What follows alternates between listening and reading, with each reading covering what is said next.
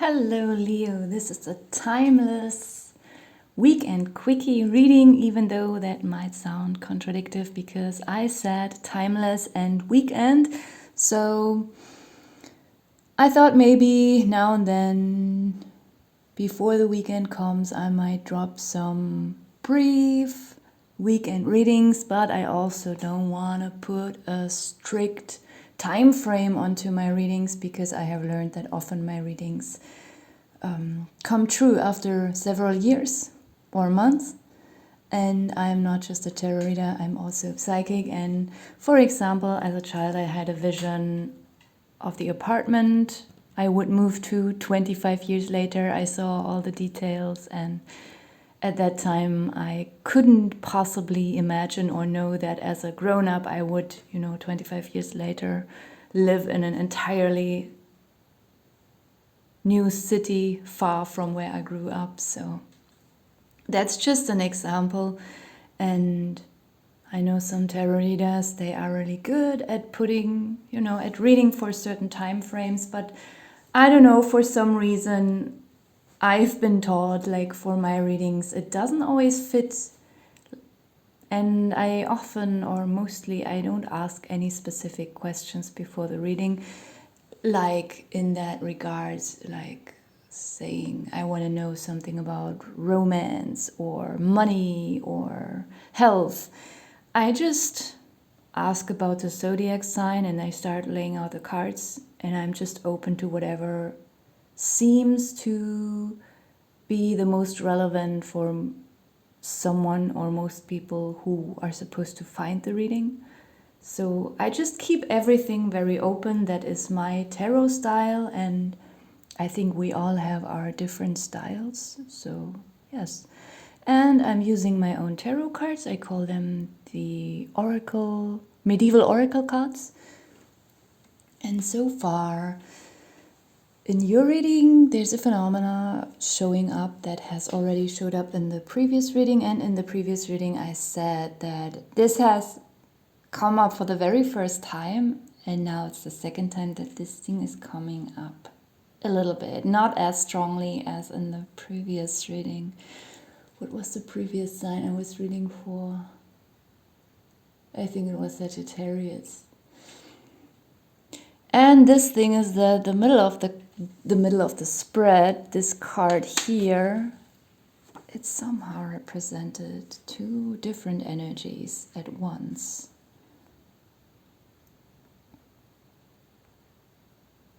I'm trying to make it sharp. I often struggle with this. Sorry. The snake card.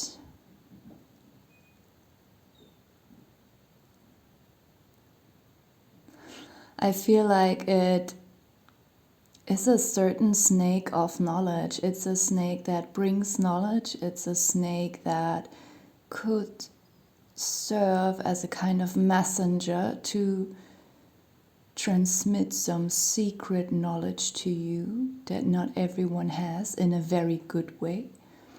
But the snake could also, I see both things actually in this reading, that the snake represents this good kind of energy, but also it represents a separate energy in a negative way, a false snake.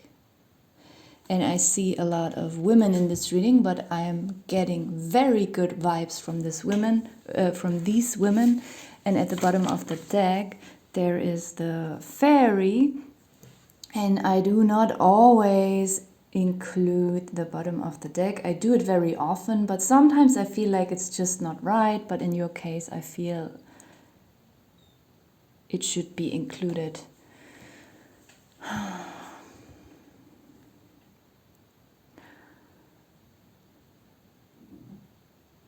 Mainly, I'm getting a good vibe from your reading. And this very slight negative thing that I'm getting is something that you anyway already figured out. It will just be confirmed. I think maybe you have learned something about a woman or several women in your life, or just, the snake could also represent a man. It could be something about romance for you in this reading, but it doesn't have to be. It could be that maybe if you're a man or a homosexual woman, that you felt attracted to a certain type of woman that was manipulative and dishonest. But I think by the time that reading resonates with you or finds you, this has already been like thoroughly understood by you, and you probably have even distanced yourself from this person or this type of person, and it's just something that is a kind of realization that is in its final stages. And I mean, it could also be that you're a woman and this is some type of female friendship pattern that you had, or a mother, or, you know, like a mother issue, or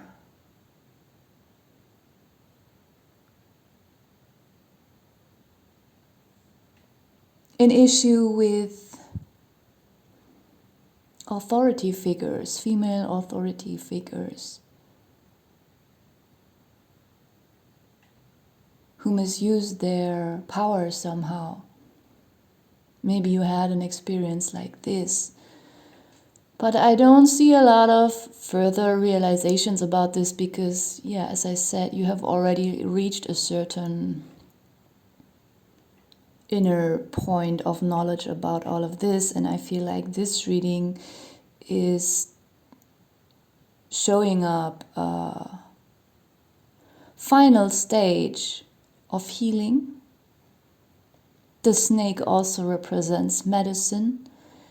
We have the scales here in the unconscious pattern position, and I think it just stands for, you know, in this case, harmony and inner balance.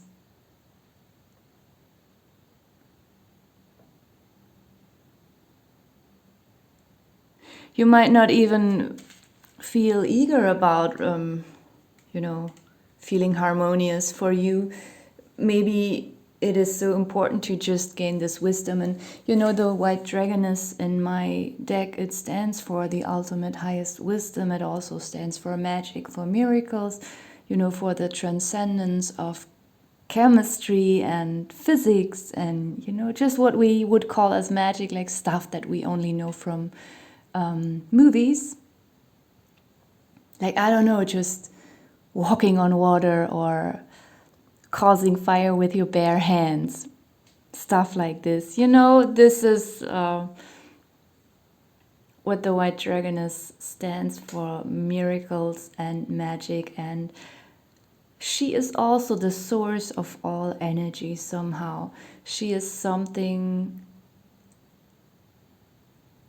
very authoritative. She's also someone who knows everything. Like, yes, it's just the highest form of wisdom. And I was talking already about this secret knowledge. So this is, on one hand, a spiritual reading, but on the other hand, it's also, you know, just a very earthly reading. You know, the snake is very connected to the earth. The snake is crawling on earth. And I feel like this is also a reading that is showing that something might materialize soon. I feel like you might, if you're a woman, you might meet new women, healthy women, compassionate women, empathetic women. If you have mother issues, for example, if you grew up with a toxic mother, you might get to know someone who is very motherly in a healthy way that you have never experienced. Even if you're already an adult, she could become your best friend, and without knowing, she could heal you even without any effort. Just by saying something to you, or just, you know, by doing certain activities with you. She doesn't even have to do that on purpose. She will just radiate something that you have never seen before, and it will not even, be exhausting for her, because she's just naturally like that, and it will help you to heal from something. And it could also be a romantic thing, that you finally get to know someone who is that way, a very nurturing and healing woman, a very wise woman, and a very grounded woman. That's what I'm also seeing. And somehow I feel for many of you, these 4 female cards, they all represent, they don't have to, but they could all represent the same woman with all her different qualities. It could be that this woman is not contradictive at all, but she has many qualities, I don't know how to say, or several talents. For example, we often have this idea that some people are good at languages and art, and others are good at mathematics and physics, or with computer stuff, whatever, technology. And those who are good at art and languages, they can't be good at mathematics, but sometimes that's not true. I know it often is truly that way, but it's not always this way. So it could be something like that something that is officially labeled as not possible or contradictive, you will find that in that person, but it's very complete and whole, and it doesn't feel contradictive at all. Like, she just has all those qualities. Like, she is this healer, she is this social and empathetic person who carries, healers in the Middle Ages, they had a certain knowledge, but they didn't have that knowledge, that ultimate knowledge of the dragoness. But this woman might have a kind of spiritual wisdom. And this fairy that I also want to include here from the bottom of the deck, I feel like there's one meaning I gave to this card when I created it, like someone who could be, is that the English word, fluctual? In and out, like shifting, changing. That can be something negative, but it doesn't have to be entirely negative. Sorry, I was distracted by some noise here in the house, but it's okay now. It could be, maybe, if it's a romantic topic for you, that this woman, if you're a man or a woman who likes women, then that maybe you have known this person for a while already, but she was like maybe somehow interested, but somehow she also just escaped and flew because she was scared of something. And you might find out maybe why this person was a little bit fluctual. Like, I don't get anything negative from her here right now, so please don't, if this is something toxic, a toxic situation for you, if you're in a situation like that where someone is abusive, this is not what I mean with this reading. Like, the vibe I'm getting from this person is not toxic or abusive. It's just that maybe she's a bit unstable. And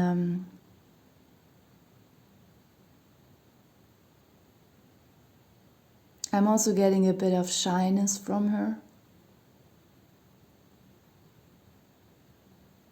A bit of woundedness. Maybe she has been through something that she, maybe several years ago, she was still a little bit more feeble, gentle, shy, but she now became this healer. Like, she always had this healer inside of her, but she first had to heal herself before she could heal someone else, and maybe that took some years.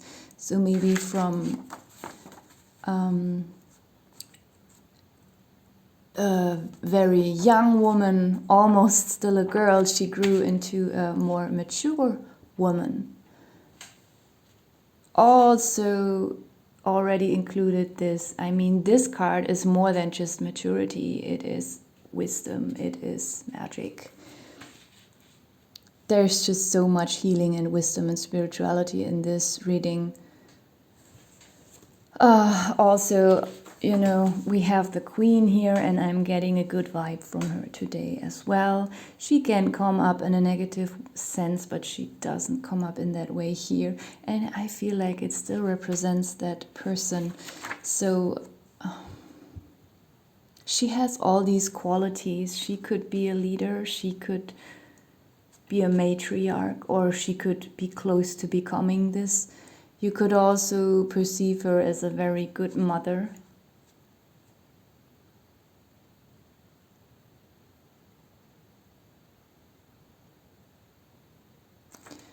Just feeling pulled to the scale card again, because I was saying, you know, she has all these different qualities. She has this playfulness, this also a little bit of youthfulness.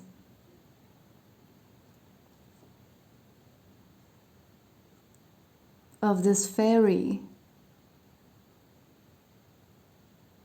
She's a bit secretive, a little bit mystical, and she's not easy to grasp. Like, you never know really about her. She doesn't, you know, she's not toxic, and she doesn't do that to confuse people in an evil way, but she's just hard to figure out. Like, she's this fairy tale figure for you. But yet, she is also this grounded and